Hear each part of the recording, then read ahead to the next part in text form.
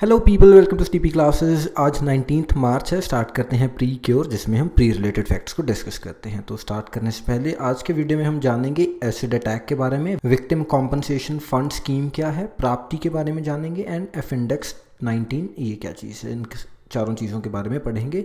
तो स्टार्ट करने से पहले as you all know, UPSC prelim 2019 के लिए हमारा crash course and test series available है ₹999 एंड ऑल्सो जो HCS का एग्ज़ाम आ रहा है 31 ऑफ द मार्च, उसके लिए हमारा HCS का कोर्स भी अवेलेबल है। तो अगर आप जल्दी जल्दी से रिवाइज करना चाहते हैं चीज़ों को, तो you can purchase that course as well.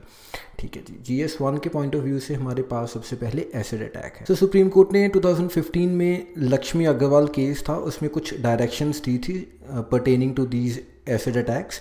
सबसे पहले उन्होंने जो प्राइवेट हेल्थ इंडस्ट्री है या प्राइवेट हॉस्पिटल्स हैं, उनको रिस्पॉन्सिबिलिटी दी कि वो mandatorily and free of charge जो अटैक के विक्टिम्स हैं उनका केयरफुल ट्रीटमेंट करें।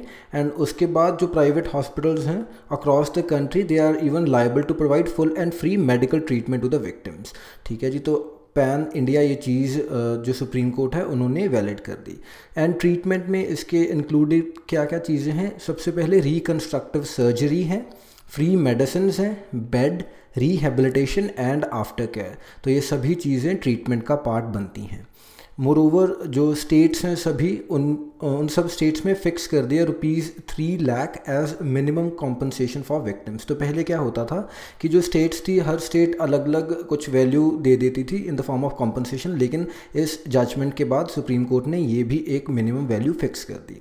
मोरओवर इसके बाद जो डिस्ट्रिक्ट जजेस हैं उनकी ये रिस्पॉन्सिबिलिटी बना दी कि वो अपॉइंट करेंगे ऐसी कमिटीज़ जिनमें local magistrate, district people chief and chief medical officer, इन सब लोगों की एक कमेटी बनाएंगे जो कि जो कंप्लेंट्स होंगी विक्टिम्स की in the context of compensation वो एड्रेस करेंगे।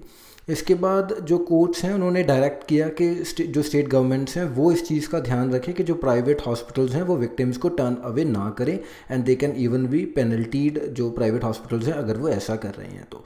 इसी के कॉन्टेक्स्ट में हमारे पास विक्टिम कॉम्पनसेशन फंड स्कीम भी है। जो स्कीम है, पूरा ये फंड बनाया गया है। इसको गवर्न किया जाता है under the provision of section 375A of our criminal procedure code. And जो सभी स्टेट गवर्नमेंट्स हैं वो कोऑर्डिनेट करेंगी सेंट्रल गवर्नमेंट के साथ, which shall prepare a scheme for the purpose of compensation to the victim of crime.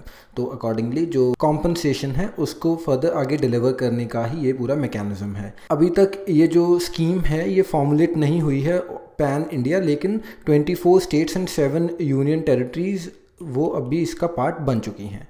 And government has introduced the scheme with an initial corpus of ₹200 crore, ताकि जो rape के victims हैं या acid attack के victims हैं, human trafficking, moreover women killed और injured in the cross border firing, तो इन सब के लिए डिपेंडिंग ऑन द क्राइम किस तरीके की जो विक्टिम हैं वो उन सबको उसी पैरामीटर्स के अकॉर्डिंग कुछ कॉम्पनसेशन अलॉट की गई है। एंड विक्टिम और his dependent with the following criteria are eligible. तो सबसे पहला क्राइटेरिया क्या है कि गवर्नमेंट की किसी और अथॉरिटी या किसी स्टेट या सेंट्रल गवर्नमेंट की किसी और स्कीम के अंडर वो ऑलरेडी इस इंजरी के लिए या इस लॉस के लिए कोई कॉम्पनसेशन ना ले रहे हों। दूसरी चीज़ क्या है? द लॉस और injury sustained by the victim और his dependent should have caused substantial loss to the income. तो इनका कहना क्या है कि लॉस इस तरीके का होना चाहिए कि जो आपकी फैमिली इनकम है वो सब्सटेंशियली लूज़ हो गई है इस अटैक की वजह से, इस इंजरी की वजह से। एंड इसीलिए अब it's very difficult for the family to meet the both ends. And even जो एक और चीज़ क्या है इसमें कि आपके पास इतने पैसे भी नहीं हैं कि आप जो मेडिकल ट्रीटमेंट है उसका एक्सपेंडिचर उठा पाएँ। तो इन दोनों केसेस में the person is eligible. And जो तीसरी चीज़ क्या है? Where the offender of the crime is untraceable और कैन नॉट बी आइडेंटिफाइड। तो जो ऑफेंडर है वो ट्रेसेबल नहीं है, लेकिन जो विक्टिम है वो आइडेंटिफाइबल है, तो इस केस में भी the person is eligible. And अगर जो विक्टिम की एज 14 ईयर्स से लेस है तो उनको जो भी कॉम्पनसेशन की वैल्यू है नॉर्मल सर्कमस्टांसेस में उससे 50% ज़्यादा और मिलेगी।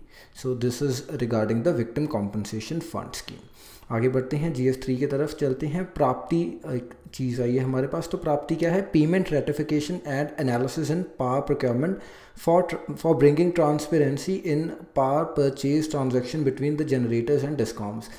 तो ये एक पोर्टल है जो इंश्योर कर रहा है ट्रांसपेरेंसी किन के बीच में, जो इलेक्ट्रिसिटी जनरेट कर रहे हैं एंड जो डिस्ट्रीब्यूटर, जो पावर डिस्ट्रीब्यूटिंग कंपनीज हैं, डिस्कॉम्स हैं, उनके बीच में। तो ऐसे कई बार छोटी छोटी चीज़ें आ जाती हैं, हमें नहीं अगर मालूम होता तो we are bound to lose marks, इसलिए ऐसी चीज़ों को भी इग्नोर नहीं करना। It is Prapti portal. ठीक है जी, आगे बढ़ते हैं। एफ इंडेक्स के बारे में बात करते हैं। तो ये अगेन एक नई एक्सरसाइज है, जॉइंट एक्सरसाइज है between India and 17 African Nations. तो इसमें 17 अफ्रीकन नेशन कौन कौन से हैं? Benin, Botswana, Egypt, Ghana, Kenya, Mauritius, Mozambique, Namibia, niger, Nigeria, Senegal, south Africa, Sudan, Tanzania, Uganda, Zambia and Zimbabwe. ठीक है जी, इन सब के साथ में ये एक्सरसाइज होगी। एंड क्यों इम्पॉर्टेंट है? क्योंकि ह्यूमैनिटेरियन जो एड है, माइन एक्शन है, उस पॉइंट ऑफ व्यू से इम्पॉर्टेंट है, उसकी प्रैक्टिस करेंगे। एंड उसके बाद यूएन पीस कीपिंग ऑपरेशंस में भी काफ़ी इंडिया का एक्सपीरियंस रहा है पिछले सालों में, तो अब उसका फ़ायदा अफ्रीकन नेशंस को भी मिलना चाहिए। So that is all, thank you for watching, bye bye.